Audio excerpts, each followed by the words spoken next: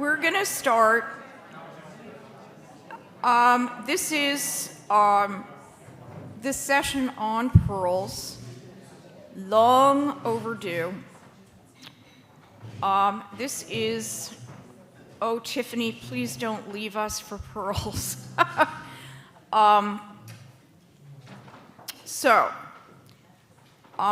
Years ago, we did some work on pearls, and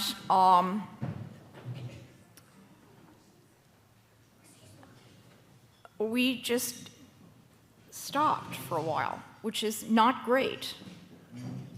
Total admission. I don't know, there's some song about that. I do love lyrics, but not great. And so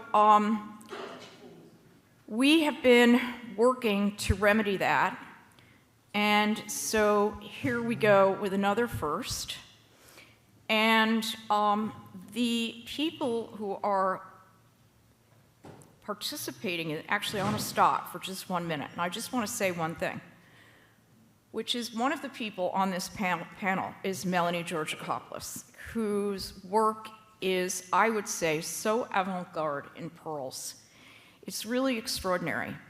And this evening, you will have an opportunity to see some of her work, but also some work by others who work in different media. But,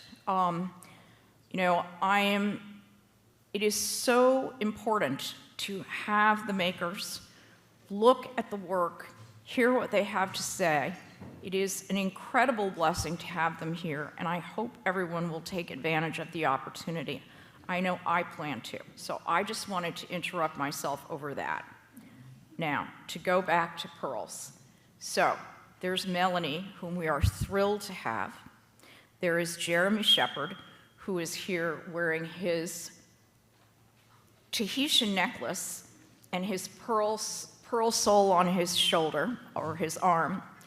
And then coming in remotely, we have Laurent Cartier, who is the head of special initiatives at the Swiss Gemological Institute. He is also the founder of Sustainable Pearl Project and very committed to, and bonjour, very committed to and interested in the pearl. So the conversation is between the three of them, and we could not be in better hands.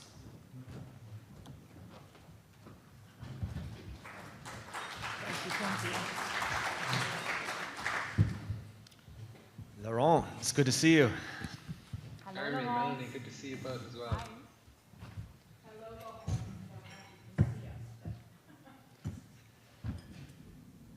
So we met earlier today, but again, my name is Jeremy Shepard. I'm the founder and CEO of Pearl Paradise and the president of the Pearl Association of America.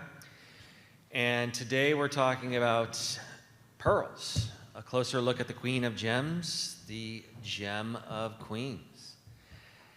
And I've got with me today Laurent Cartier, who brings just a wealth of gemological, scientific, farming, sustainable, traceability perspectives. Probably one of the most learned pearl people in the world. He's definitely one of the top pearl experts in the world. And Melanie, who I know you've all just met, brings a designer's perspective, but not just your typical designer's perspective, as you'll hear and see from her today. She's really challenged the traditional mold of what pearls are and can be. So thank you, Lisa, and thank you for having us. Thank you. So this year's conference theme is resilience, and pearls are really a fascinating lens to view that theme through. They're among the oldest gems in the world. They're not mined. They come from a living mollusk, from living water. Their beauty depends on ecology, biology, design, even culture. So today, I'd really like to examine why pearls have endured for thousands of years and why each generation needs to more or less rediscover them again and again and again, and what the industry can do to keep pearls resilient going forward in the future. So I'll start with you, Laurent. When you hear the word resilience in relation to pearls, where does your mind go first? Thank you, Jeremy. It's nice to, even though it's remote, I'm glad to be part of this conversation. So thank you for the excellent question. I think resilience goes in different directions for pearls. The first one that comes to mind is that the oldest pearl that has ever been found and dated is over 8,000 years old. So it's just the sheer resilience of pearls to have accompanied humans for so many millennia. Just I find that to be the first kind of fascinating aspect of just how pearls are linked to human history. And the second very timely link to resilience is with regards to climate change, with regards to environmental change, ocean acidification. As you mentioned before, pearls are not mined. They are a product of the environment in which they formed. They're in many ways a barometer for the health of our oceans or rivers or lakes. And so element of resilience, which I'm sure we'll explore further today in our conversation, which I also think is very interesting to look at. So what does resilience mean to you, say, from a farmer's perspective? From a farmer's perspective, so there's some pictures that are being shown here from farms in Australia, Tahiti, the Philippines, that many of them are farms that you've also visited, Jeremy. I think the most interesting thing when you visit a pearl farm is, first of all, it's very often remote locations, apart from this one, which is on northern Bali. That's quite easily accessible, but the other ones are very remote locations. The obvious reason for that is they want to have the purest, most pristine water possible. And so they're very often either in mangrove environments or in coral reef environments, in what could be considered, because they're pristine environments, they're also fragile in some ways. So any minute changes in the environment will change the nutrition that's available for the oysters, because oysters are filter feeding organisms.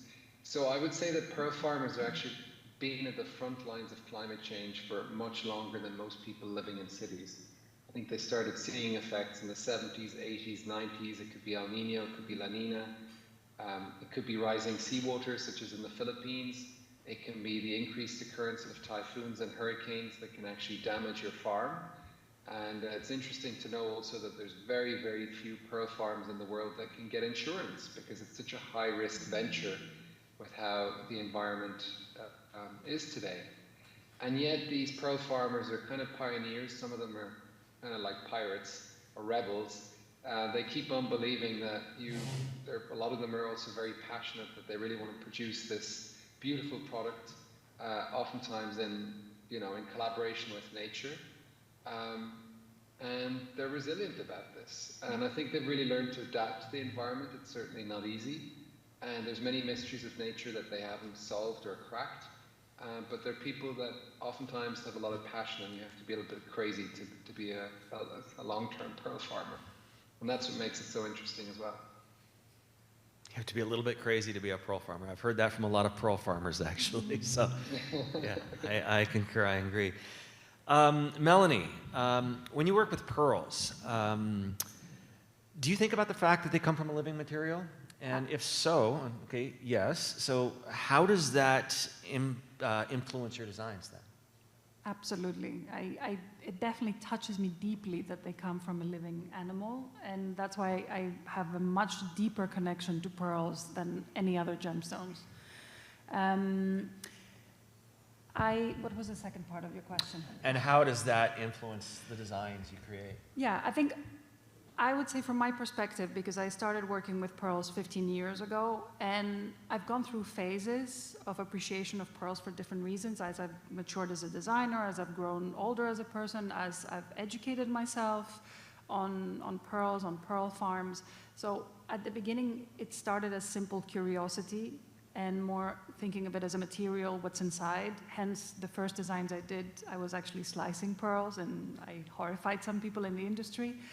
And then over time, I've seen that my perspective on pearls has changed.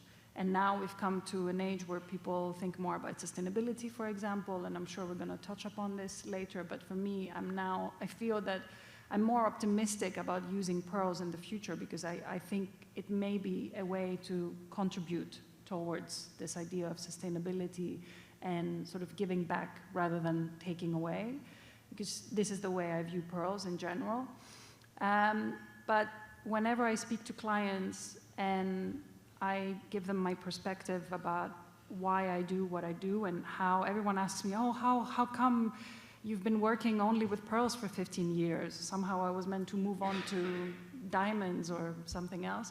And I say because it still touches me that despite the fact that they're cultured, you still need to have a little mollusk at the bottom of the sea to do its own work for 2 to 3 years to get a nice looking pearl.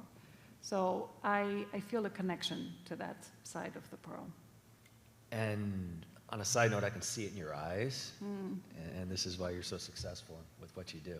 It's clearly At a least passion. I'm passionate about what I do. Clearly Whether I'm a successful passion. or not is a different story, but I'm passionate about what I do, and it's one of the values that I hold high in my professional life, to actually enjoy what I'm doing. Well, sustainability is a big subject across many different jewelry industries, and it's something that I know Laurent could probably speak all day about sustainability. He's got quite a background in it. But Laurent, to keep it simple, what do you think we in the industry tend to oversimplify when it comes to sustainability in relation to pearls? I just want to kind of touch upon what Melanie just said about maybe the concept of sustainability, because it's such an overused word that perhaps it's not the right word anymore. And perhaps it's more that, you leave more behind than what you took, or you find a way of giving back, and that's maybe how the lens through which I would view this. So the question is, the pearl farmer, when he or she is working, are they, taking, exploiting, extracting, or are they also in some ways replenishing the ocean? And some of the pearl farmers that we've worked with, and some of the research studies we've done, have shown that in some pearl farms, actually the pearl farm acts as a marine protected area. This doesn't apply to all pearl farms. But if it does act as a marine protected area, it's essentially sheltering, and it's creating protection, financed protection, for reef fish, for fish, for other marine organisms. And so there have been fish surveys and studies that have shown that in places where there's a pearl farm, there is actually greater, or can be greater, fish abundance than in comparable areas where there's no pearl farm, because fishing is not allowed on the pearl farm, because there's a lot of nutrients. It's just a healthy environment. And so it's really this idea of how can you design a pearl farm so that you enhance, you regenerate your environment.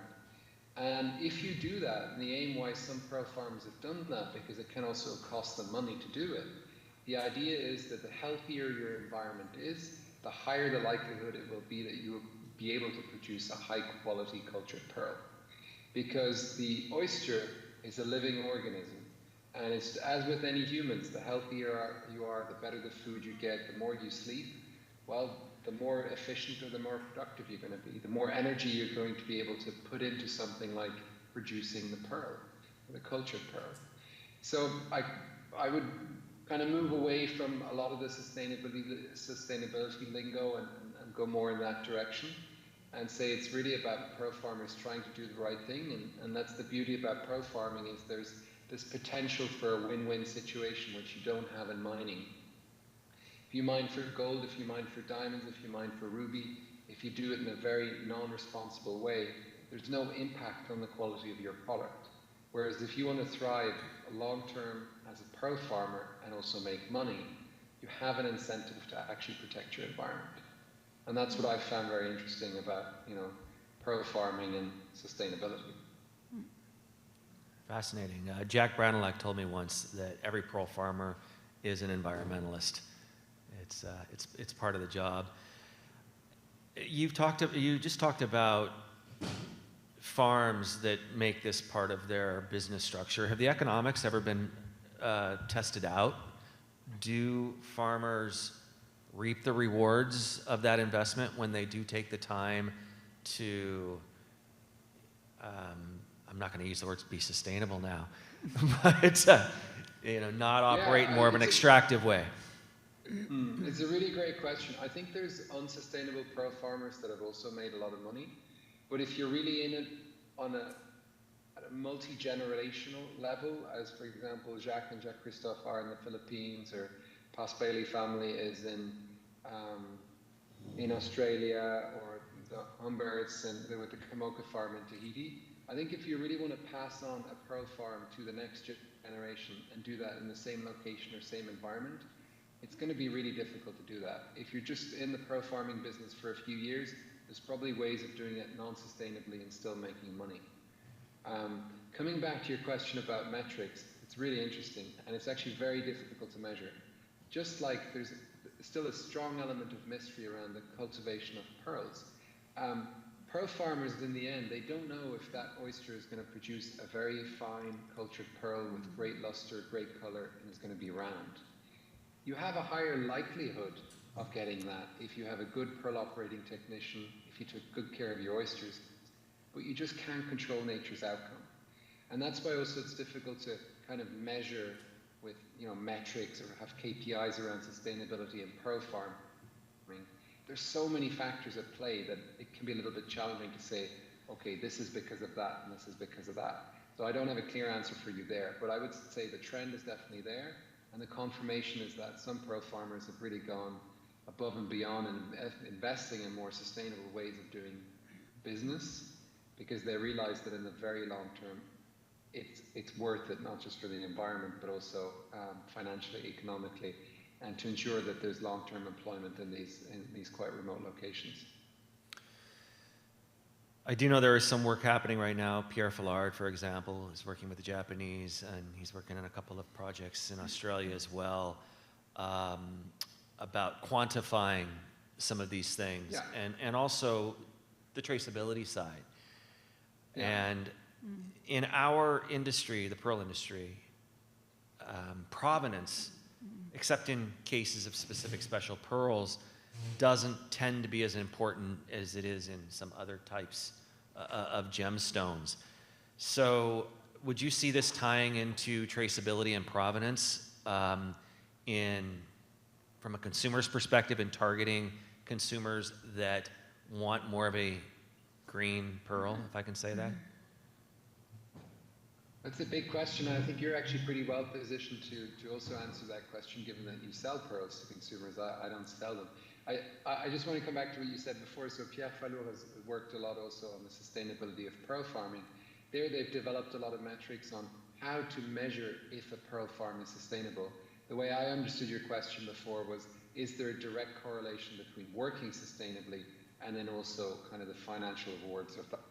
And I think that's a little bit more difficult to measure. But there's definitely ways with life cycle assessment and other metrics where you can measure, you can count fish populations. There's lots of other factors that you can look at to try and measure how sustainable a pearl farm is and how it's evolving and improving over time. The challenge is comparing different regions. The Philippines doesn't have the same conditions as Australia or as French Polynesia or as Japan, so that can be a little bit tricky.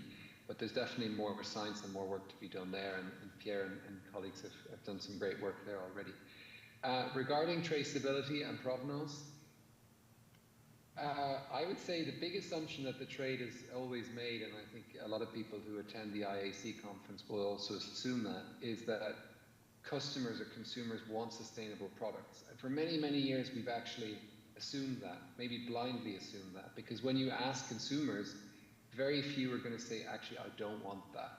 So there's also a certain bias in some of these studies that are done, and there's a paper from 2016 that was published on looking at consumer behavior around sustainability and cultured pearls, and I'm happy to share that with the audience or send it to Lisa afterwards, because there's some interesting insights there. I would say what you've done, Jeremy, also with the Pearl Association, is to go beyond just sustainability and bring the story back into pearls. And in many ways, I see parallels to the whiskey industry or the wine industry. It's not sufficient to say that a pearl is sustainable. It's pretty generic, it's pretty basic from a marketing perspective. You need to be able to share a story and do that in a credible way, and really also share that story of that locality, be it in the Philippines, be it in Australia, and kind of get a connection between the consumer and where this pearl was produced. And that's been a challenge, or it's for a long time been a challenge. Sorry, there's a bit of noise here because of the World Cup match going on. And I think that really is the challenge, is it's not just about traceability, but it's about this whole ecosystem of pearls and how you can connect the consumer with the locality. And the challenge with pearls, and I'd send you that question back, Jeremy, is that because there's a lot of middlemen and the trading and the pearls get kind of mixed in Kobe and in Hong Kong, not because people don't want to know the origin, but it's just how the pearl trade has been built up. Oftentimes we just don't know the origin of a pearl. So that's one of the challenges, I think, in being able to tell that story in more ways. And yeah, I think we're learning, and there's different pilot projects, including what Pierre has done with provenance proof, putting them up on a blockchain. Other people have other approaches. I think it's interesting to be able to pilot all these things, but perhaps you have some further insights from your experiences in selling pearls and what consumers are actually looking for. Well, I think it's probably similar to what you know about Kamoka, in that when there's a story truly behind where the pearls are produced, Lake Kasumingaura, for example, Sea of Cortez, again, the Kamoka Pearl Farm, people are buying the pearls specifically because they come from there. But to your point, the industry isn't designed in a way yet where we can say, if we're buying pearls, even from most auctions in Hong Kong, that these are all Australian, or they might be mixed, if they're cogent, they might be mixed with Australian, Indonesian, and it comes down to, for the most part today, with the end consumer, it's not as much of a question. We haven't run into the problem of blood pearls, for example. Actually, I did just hear that once recently, but not like, diamonds ran into an issue like that where, suddenly, traceability was so important. With pearls, it's always been about the quality, except in those cases when it's almost more of a connoisseur level, a collector's level, and then, of course, a farm like Kamoka, with a following like they have, can get a premium for their products. And I think a lot of small boutique farms especially can do that. But I think I'll change directions here just a little bit. Do you have anything to add to the sustainability side? No, but I want to add something on the value side. Oh, okay. I mean, from my perspective, I don't think people understand that well the value of pearls. I don't know, it seems to me that from a gemstones, maybe diamonds because of the 4 Cs, it seems to be more clear for people to, or they trust more if pieces have some kind of gemstone, preferably diamonds. If a piece only has pearls, I think they find it a bit more difficult to understand the value and to compare it to other things that are out there, unless it's just a simple strand, in which case they can use AI and Google and find all sorts of prices and information. So I found over the years that I need to show different kinds of pearls, to show a pearl that is more valuable because of a better luster or surface, or actually educate them a little bit. So from my perspective, this has been more of an obstacle. Interesting. So, pearls have been culturally powerful for thousands of years. Like I mentioned before, they're one of the oldest gemstones in the world. So why do they also constantly need reinvention? To stay relevant. Okay. Why not? I mean, human species is evolving. Why should our relation to things not also evolve? Well, diamonds stay relevant without being reimagined, reinterpreted. But, you have done things with pearls that I don't think any other designer has even come close. And you'll see that, we see that pearls are, you know, they're in fashion or they're out of fashion. They kind of come in waves, and they True. do. And when they come back, you know, we see them come back in different ways. Jock Peterson, baseball player, wearing a white strand of pearls. Thank you. Yes. Yes, right? Thank you, thank you. Pharrell. Lewis Hamilton. Yeah, Pharrell with Tiffany, Lewis Yes. Hamilton. So, so then, how about, what assumption about pearls then or have you been wanting to break? Do you want to break? What is the assumption about pearls? The main assumption is that they're old-fashioned and they are grandmother's pearls. Most clients that I meet, or most people that I interact with, they always tell me a story about a pearl necklace that they've inherited from a grandmother, a mother, that is sitting in a box. They can't get rid of it. They don't want to get rid of it. They don't want to wear it because it doesn't suit them, and they just feel sad because it's just sitting in a box. In which case I tell them, bring it to me. We can do something with it if you want, and then you can wear it again, because I think it's a shame. But that's, again, reinventing something, a piece that you have, you can reuse and then change it to your own style. But in a wider context, yes, the pearls are, in my opinion, they never go anywhere, but they're coming back in waves of trends. So we've had the male sort of gaze of, you know, footballers and athletes, and everyone sort of wearing the classic white strand mainly, and that's created a bit of a wave. When I first started, there was a lot of fashion shows, fashion brands integrating pearls into clothing, into accessories. We see that in London, a lot in London, mainly in fashion shows. And I think that brings a younger audience. From my perspective as a designer, I feel that there's no point in making something that exists already. So it's there, out there. If you want to buy a nice classic pearl necklace, go to Jeremy, go to big brands that are known for this. If you're coming to me, you're going to find something that doesn't exist out there. And I think every generation has the duty to, if there is relevance to an idea or a material, to find its own connection to it. And I think our generation, thankfully, is opening up what the pearl jewelry, what the pearl necklace can be, and finding its own way, I think, in my opinion, more individual way of wearing it. And that brings out more designers who are experimenting more with pearls. Right.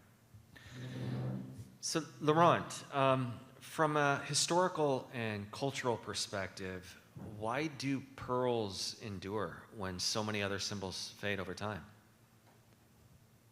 Well, what's really interesting about pearls compared to, you know, you're mentioning rubies, or, I mean, diamonds, most people would have an association with a diamond, but if you ask a random person on the street what's a pearl, everybody has an answer, whether they've ever touched a pearl or not.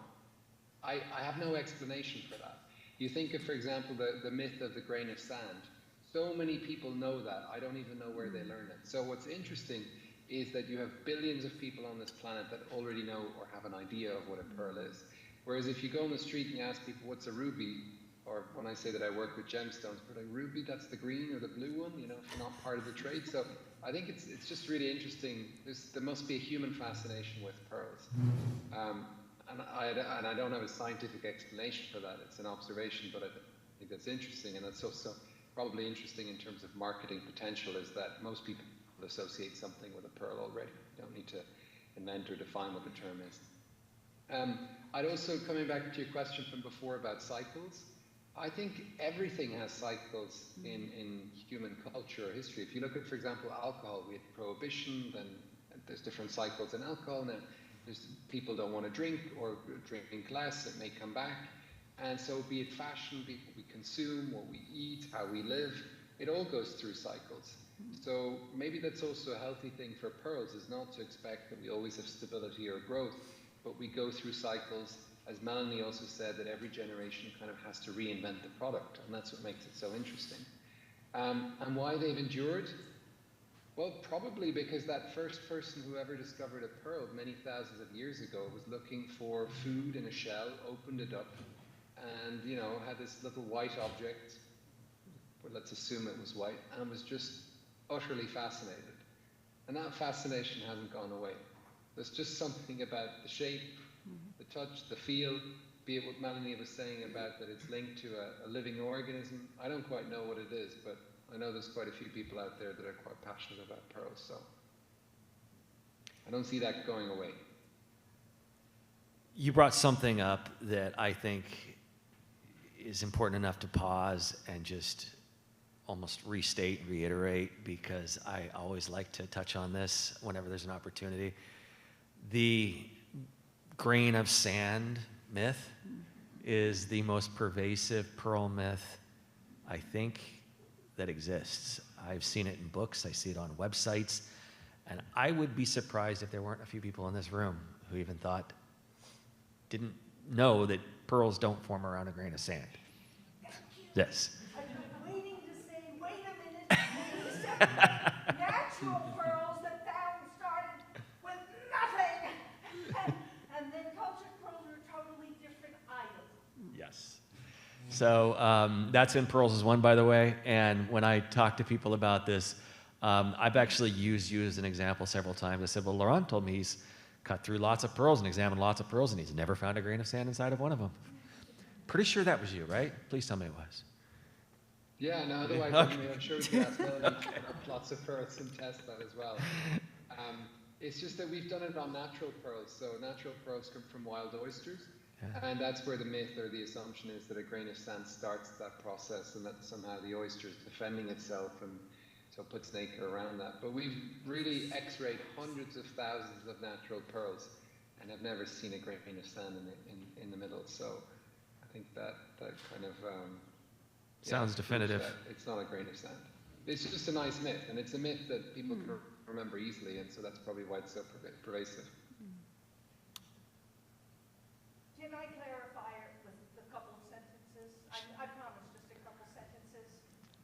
Sure. Natural pearls, not cultured, but natural pearls start when a sea parasite bores through the shell and embeds itself in the membrane. Now imagine saying this to a client when you're trying to sell them a piece of jewelry. Great story. Okay? And it takes years and years and years of growth. They are all naked. There's nothing there. You damage it, you can repolish them. My ring, this pearl, is the ring, and it's the same pearl that's been in the ring, and I can document it, is 300 years old. The pearl in the ring is 300 years old. It's been carbon dated. Thank Okay? They can carbon date the pearls now. So, in any event, the point with the cultured pearls is there's nothing more beautiful and desirable than a fine quality cultured pearl. As long as there is a minimum nacre thickness in regard to the diameter of the pearl.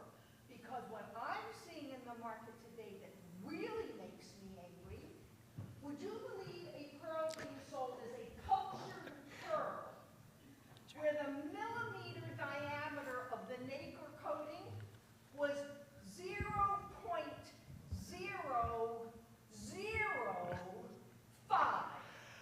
I believe you, and Yes. but that was over 2 sentences. No.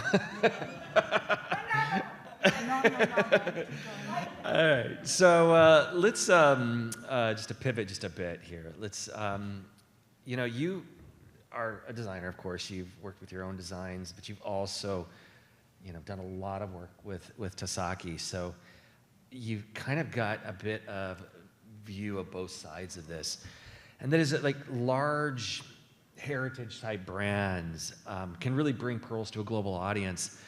But these large brands have to think about scale. They've got to think about targets, sales targets. They've got to think about the pearls that they carry, the pearls that they produce, if they are producers.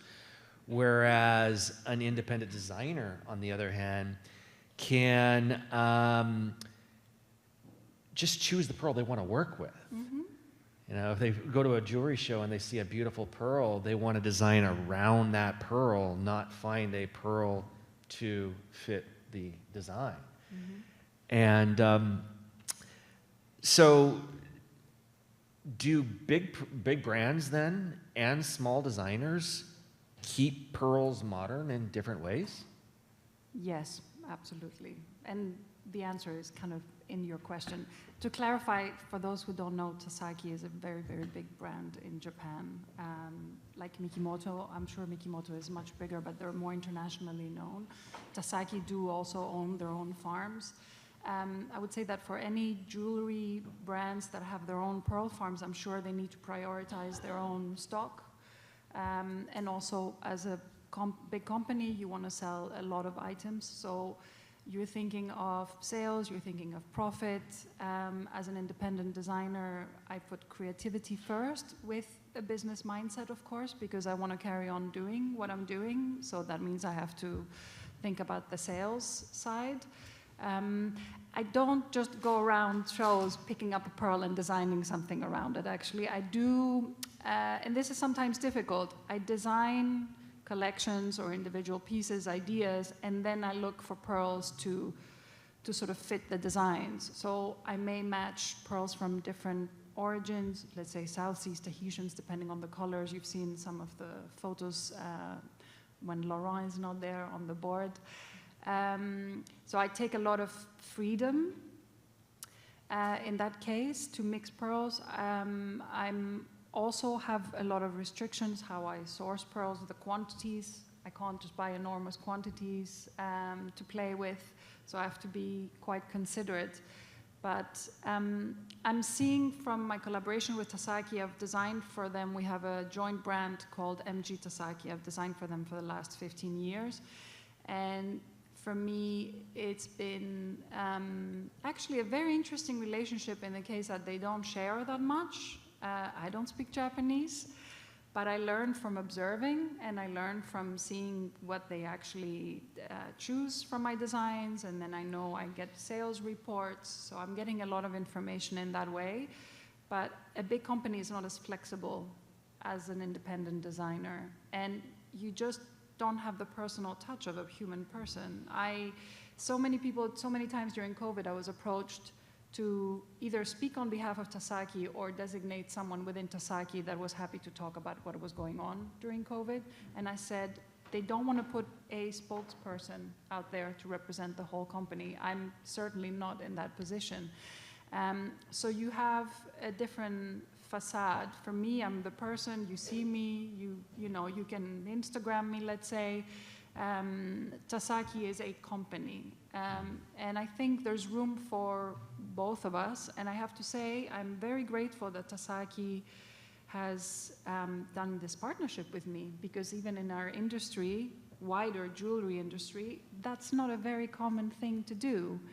And I wonder why, because I think it benefits both sides, but I do recognize that it's very seldom that we see such partnerships where the designer, the independent designer, can carry on having their own brand.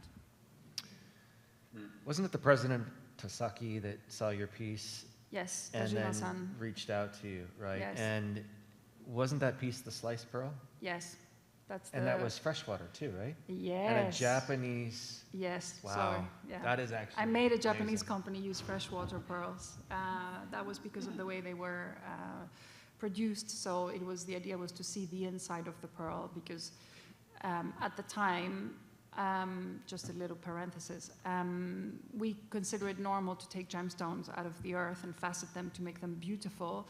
But when we take a pearl out of the ocean, we consider it has been widely accepted that this is what it is, beautiful, and therefore we will leave it as it is and just put it on a piece of jewelry. And from my perspective, I wanted to see what was inside it, because it's opaque. Sorry, closing the parenthesis here. Keep them open. Yeah, it's Yeah. beautiful. So with large companies or even just independent designers or celebrities even wearing a piece of jewelry, making it a type of pearl really popular, and I'll turn to you, Laurent. When trends happen, let's say the Tahitian pearl trend in China in 2023, does this create an opportunity for the market, specifically for producers, or does it create too much pressure for producers and possibly damage future harvests. And what I mean by that is not damage the harvest in terms of quality, but their ability to sell.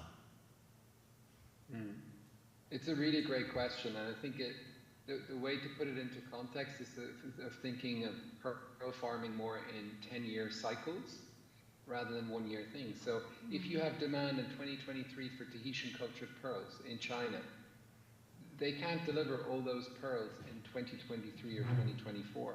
The farmers will start working because they've realized, wow, prices are going up, demand is going up, I've got to get more shells, I'm going to operate more oysters, I'm going to get more pearls, but then that first harvest is going to come, 2.5, 3 years later, and then if you want a second generation to be able to get larger cultured pearls, 13, 14, 15 millimeters, you're going to have to wait another 2 years. And that trend may then have disappeared. And that's also one of the reasons why, for example, in Tahiti, they had for many years issues with overproduction, because it was just much easier. There were much smaller cycles to produce large quantities of smaller cultured pearls, rather than be more patient and then produce larger sizes for which you need several, 2 or 3 generations. So it's not a stop and go kind of a way of producing things. And again, if there's huge demand, let's say for drop shapes, people are still putting round nuclei or round beads into the oysters. You're not necessarily going to increase the share of drop shapes. So there's just not many factors that you can control. And I think that with the rise of social media, and that's what had happened in China as well, with these trends, I mean, there was such a boom that the prices for high quality Tahitians and larger sizes just went through the roof. I mean, it was a crazy, I remember I was in Kobe in 2023 and people were telling me about the prices also for a Koya South Sea Tahiti, and the prices were insane. So that's quite difficult to manage for farmers. Traders may have larger stocks, but then if they sell, it's going to be very difficult for them to kind of replenish their stocks as well. It brings up an interesting point in that it really does work both ways as well. When pearls are trending and they become hot in China, you talked about the Tahitian pearls in 2023. Before that, it was white South Sea. Before that, it was golden South Sea. But we've also seen the flip side of that when the market kind of fell apart. Take COVID, for example, and pearl farmers, to your point, aren't producing pearls in a short window of a few months. It's years. So they don't have the ability to slow down. They don't have the ability to instantly increase capacity. So it's almost like slow and steady is the safest way to produce pearls. Probably, but coming back to one of your earlier questions about why traceability is not more, established, I think one of the ways to really ensure a long-term sustainable trade is for designers and brands to work more closely with traders, but also with farmers. So if that connection, if it's just the farmers and then people trying to buy pearls for cheap, and then when you really need the pearls, you don't have that relationship anymore, everybody's sitting in the same boat. So I think another part of traceability or sustainability is actually if there's a typhoon, like for example, Julmer in the Philippines, one year most of the farms were destroyed. That would be a moment where the jewelry trade can also come in and kind of support rebuilding those farms, because we do need those golden cultured pearls in future. So that will be my hope, that we can see greater collaboration in future, because there's very long-term relationships and business relationships that depend on that. If the farmers disappear, there's no more pearls. You're also talking about you're also talking about telling the story and communicating that to consumers and the end customers. How do you go about communicating the story to your customers? And what story do you tell? That's a good question. What story do I tell? I don't tell them a story of where a pearl comes from, because I get pearls from different places, and so far it's very hard to find the provenance, simply because of the way the pearl market operates, that you get all the pearls in a pool and then you basically lose provenance. Right. So as I go along, I'm trying to educate myself more, because in theory, people want to be told where their pearls are coming from, but in order to work with people who do this work, you usually have to pay more, because it's something relatively new on the market. I connected with Pierre Fallour earlier in Tucson earlier this year. So I want to slowly educate myself more and work more with people who are doing these next few steps, which I think are necessary. In terms of story, as a designer, I give them my intention, my concept, the way I work, and then usually we exchange the stories. I have a lot of people telling me stories about their family or about something, some pearl item in their family that was important. So I actually tend to listen a lot, not just talk, because it's not always about me and my inspiration. I like to exchange with people, and this is one of the big satisfactions I get from my job. So, you know, one of the things I'm hearing today is that the resilience of pearls really comes from their ability not only to carry history, but also to carry stories. Mm-hmm. And because they accept reinterpretation, as you've shown so well. So forward-looking, then, how do we as an industry ensure the forward-looking resiliency of pearls, both from a, I guess, classic perspective, but also from a modern perspective? I think we need to keep moving forward in terms of design. As I said before, what exists out there is already there. It's a classic for a reason. It's great. There's people who do this very well. I feel my role as a designer is to keep bringing new designs. At the same time, I feel that less is more these days.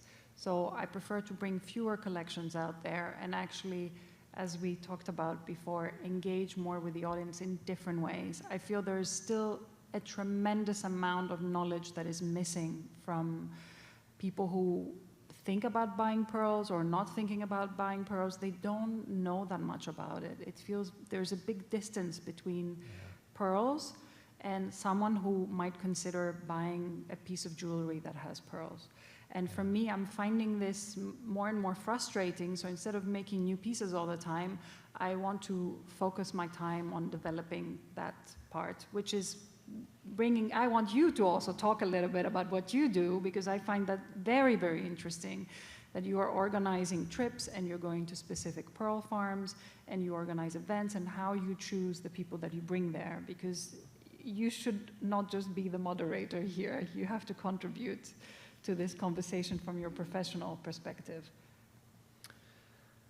All right, I'll be put on the spot. Yes. So what we're doing with the Pearl Association of America right now is we've introduced something called immersive experiences. And we've had an online educational course since 2016 called Pearls as One. And it's been very successful.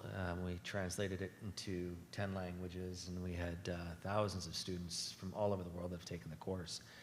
But it was very much a book learning experience, if you will. And I deeply believe that education comes from experience more than just reading. And so this year, we changed the direction, the mission, the bylaws, the corporate statement of the Pearl Association. We used to be the Cultured Pearl Association, and we used to have booths in Las Vegas and Tucson. And now we're focused on education and immersive experiences. The course was just rewritten, and we are now, we have a sliding scale of certification for our association. And it's based on points, and it's based on the number of experiences. And the experiences, just to give you an idea, 10 points for a personal visit to a commercial operating saltwater pearl farm. We are hosting these trips as well. And last year we hosted 2 trips to Japan, one to Nagasaki, Tsushima, and one to Ehime and Owajima, and both of those ended in Kobe.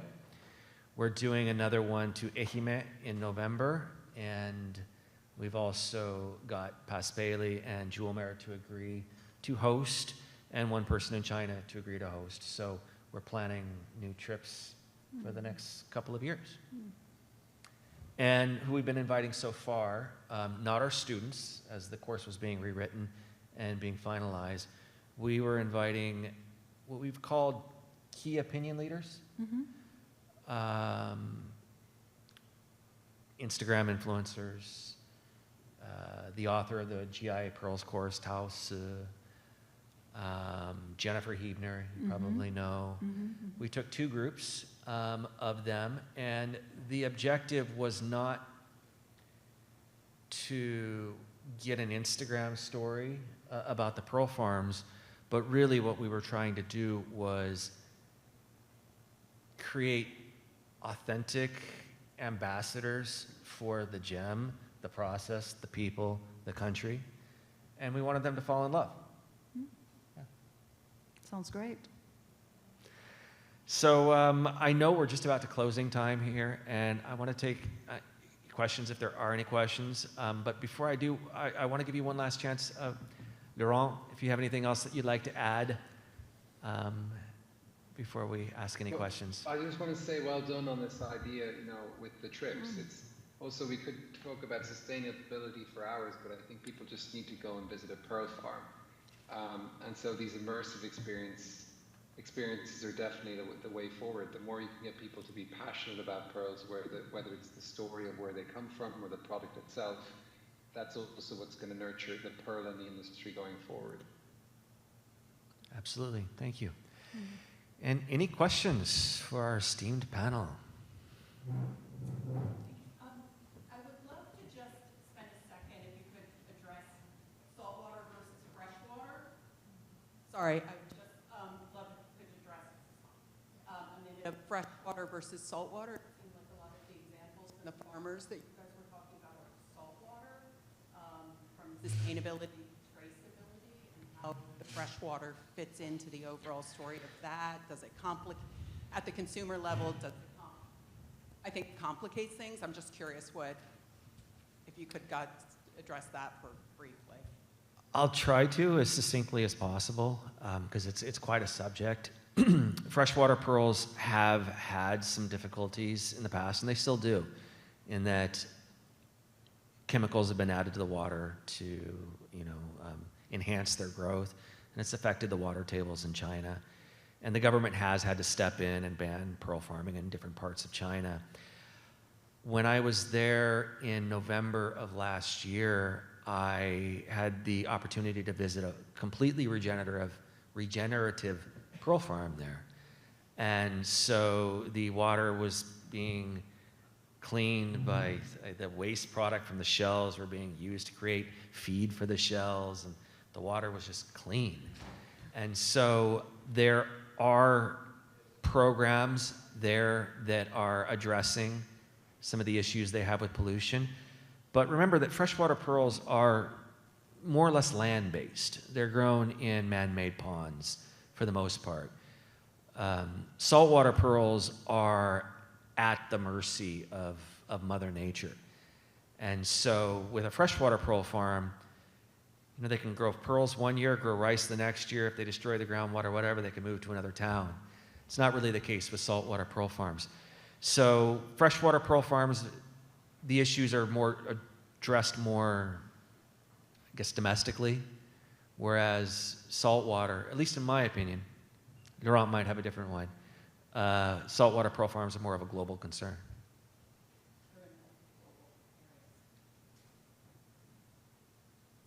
There was one more question on this side. I don't have a question. I have more of a comment. I like the aspect of the queen of gems is pearls. I like that, but because I always refer to a pearl as a living gem. Something that's alive. If we don't behave, then the pearl will not behave. But I also like Laurent. I want to compliment Lisa on hosting.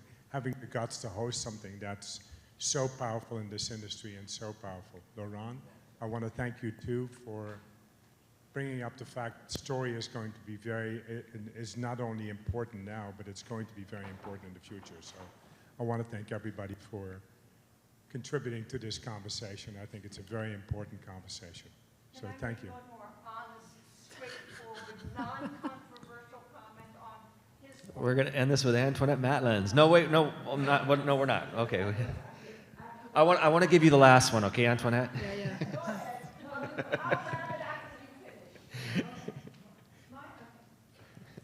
Thank you very much for presenting. I really appreciate it. I have a GIA Pearls background. I've done the Women's Jewelry Association Pearls. I've attended the movie that you produced. I studied you when I was at the distance learning with GIA. My question is probably something I can answer myself, but you mentioned freshwater pearls being completely nacre, all nacre, natural.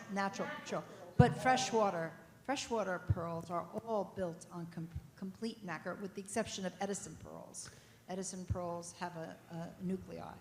So having said that, where would you recommend somebody acquiring large freshwater pearls, where the nacre, it is complete nacre all the way through? It's very difficult now. It's getting more and more difficult. Most of the farms in China are moving into beaded production.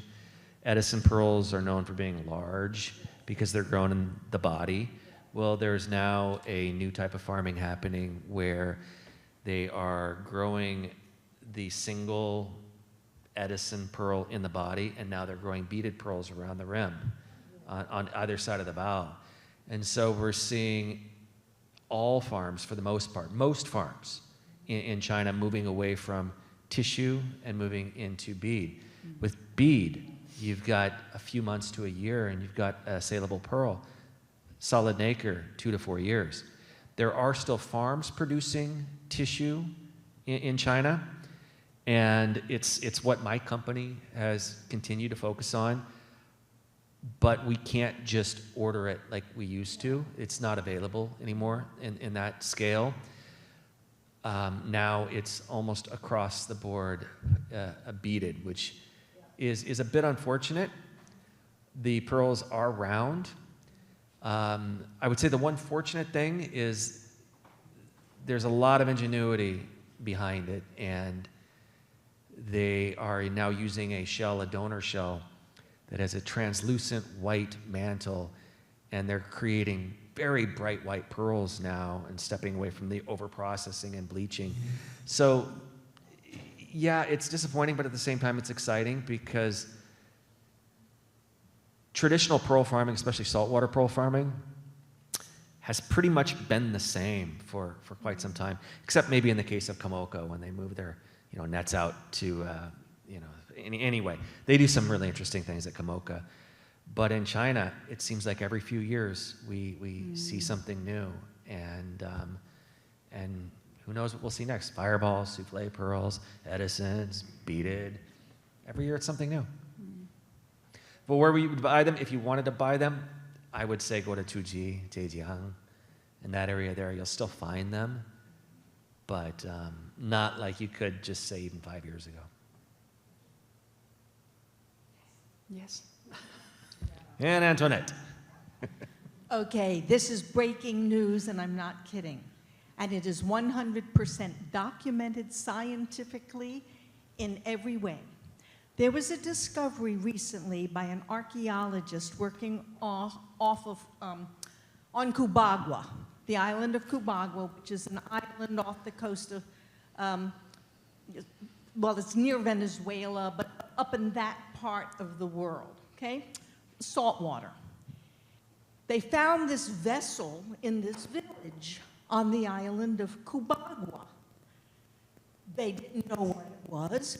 Huge vessel, buried. It was filled with natural pearls, which were buried because in the late 1500s, when this discovery was made, Spain, England, and Portugal fled, sent all their people to Cubagua, and they basically harvested all of the pearls and killed all the mollusks in the process. and there are still none to be found so far in the waters off the island of Cubagua. But what we have documented is the New World. I mean, the entire New World, North America and South America, is the result of the discovery of natural pearls in the late 1400s, which had the Queen of England, the King of Spain, and whatever he was in Portugal, sending everybody to get those pearls. But then they discovered the whole new world.